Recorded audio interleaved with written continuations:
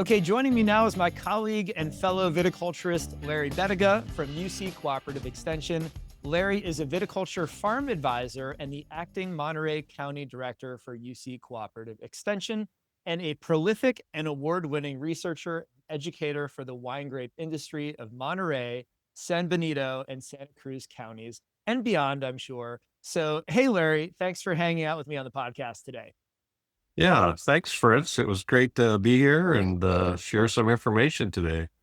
Awesome. Well, Larry, my introduction of you barely scratched the surface for all that you've done and worked on during your time here, and you're still prolifically working with UC Cooperative Extension. So I think you mentioned when we were chatting before, it's been 40 years that you've been in this position.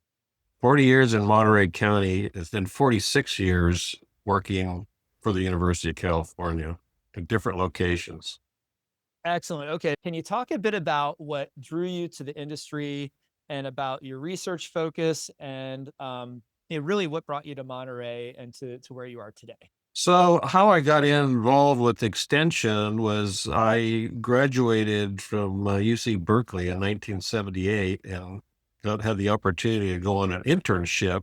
And I ended up down in Tulare County working at the Extension office. And at that time, I worked with quite a few different advisors, but I worked a lot with specifically with a viticulture and an entomologist that were working primarily in grapes. And so that was kind of my introduction to grapes.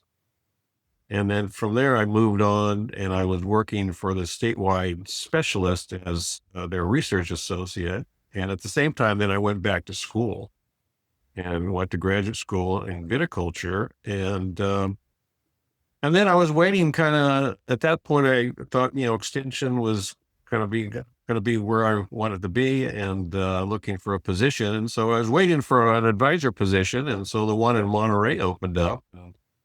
That's when I came over here in 1985, and I've been here ever since. And so for me, it was great because it was also where I grew up. I grew up in Monterey County. So I had the chance of still working in viticulture and also going home. And so it was kind of a win in two ways. And so I've been here ever since. And it's been great. We're talking a little bit about the climate, the temperature. What are those top five varieties? Since you mentioned five, let's dig into that a little bit. So yeah, it's interesting. When I first came here in Monterey, we still had a lot of varieties. There was a big push just to have white, generic whites, and so we had a lot of Chenin Blanc, and we had some French Colombard, amazingly enough, in the coastal area, and then you had a lot of just other whites that were put into blends, and so especially some of the larger wineries, they had these generic white programs, and that's what they wanted, and so. But then demand changed, and other things happened, and so it was interesting. Chardonnay was always highly valued, but especially a lot of the older blocks, they were mostly the old Wente selections that had relatively low yield. And so from a grower's point of view, they weren't very profitable. The quality was always good, but the yields were always low.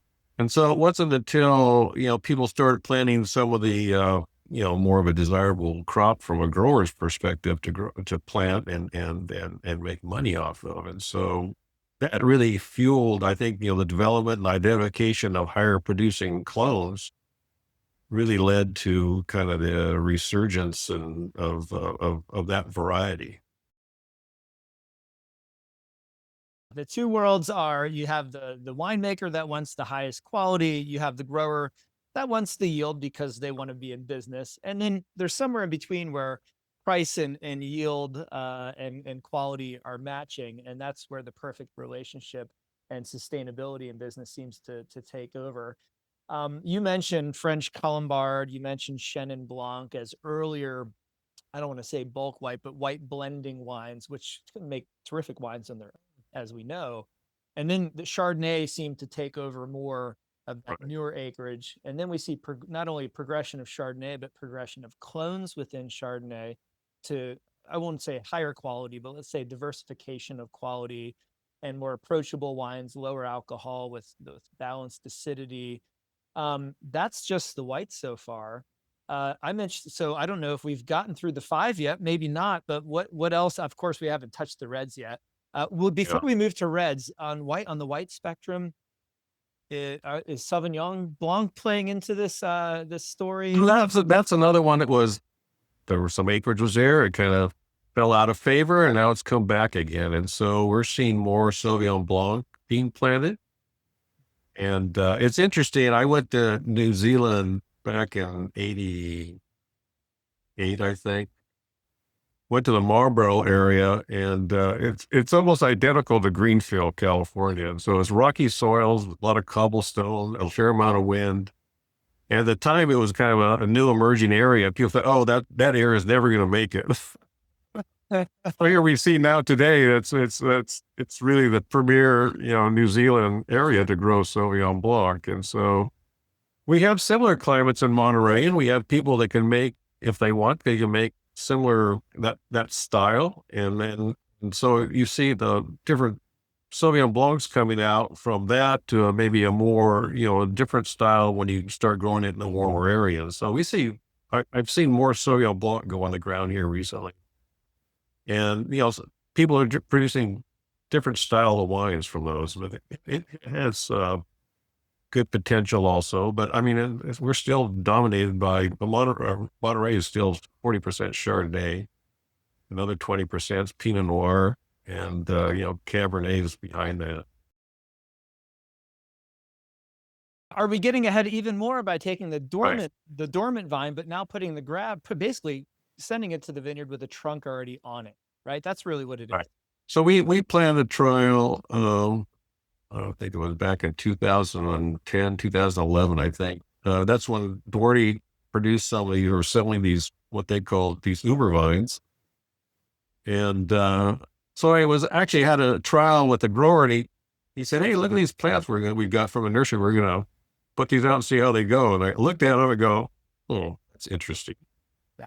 I said, you mind if I have some of those? And let's put in a trial and compare those to your standard plants, and which we did. And at the time, I think that grower spent $550 for the Uber vines and $250 for the standard bench grafts. So we planted those, and obviously you got that total plant, and this was in a pretty tight, I think it was 6x5 Chardonnay planting. So, we're going to have small plants there.